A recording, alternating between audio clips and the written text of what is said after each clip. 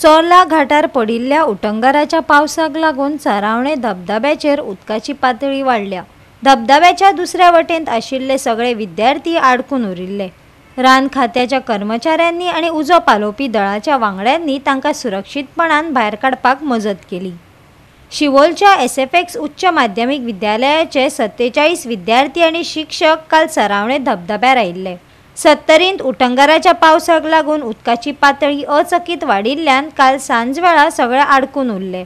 वाळपय उजो पालोवपी दळाक म्हायती मेळटकच ताणें घडणूक थळार धांव घेवन सगळ्यांक सुरक्षीतपणान भायर काडले।